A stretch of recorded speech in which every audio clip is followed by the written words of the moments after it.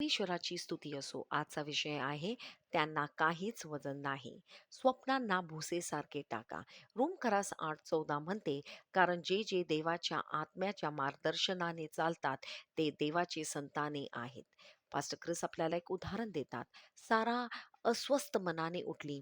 मागील रात्री तिने स्वप्नात स्वतःला नोकरी गमावल्याचे पाहिले होते आणि दिवसभर तिच्या मनातून तो भय जात नव्हता. ती मित्रांशी घाबरून बोलणी, चिंता करून निर्णय घेतले आणि मनात एक जड पण बाळगला, फक्त एका स्वप्नामुळे. परंतु पवित्र शास्त्र आपल्याला स्वप्नाकडे वेगळ्या दृष्टीने पाहायला सांगते. इर्माया भविष्यवक्ताद्वारे देव स्पष्ट सीमा आखतो. ज्याला स्वप्न दिसेल आहे ते स्वप्न सांगावे.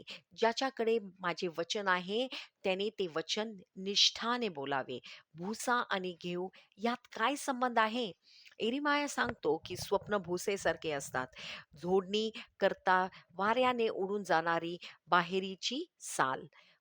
ती प्रभावी वाटू शकतात, कधी-कधी घाबरूही शकतात, पण त्यांना काही वजन नसते, काहीही सार नसते.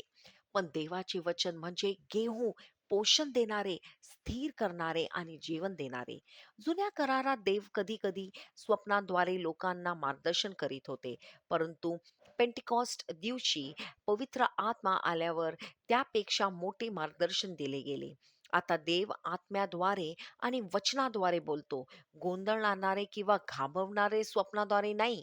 म्हणून ख्रिस्ती लोकांनी रात्री दिसणारे स्वप्नानुसार नव्हे तर शास्त्रवचनानुसार चालावे, जे कधीही बदलत नाही. स्वप्नानुसार जगणे म्हणजे भुसा पकडण्यासारखे आहे, पण आत्मा आणि वचनानुसार जगणे म्हणजे पोषण देणारे गेहू धरणारे आहे.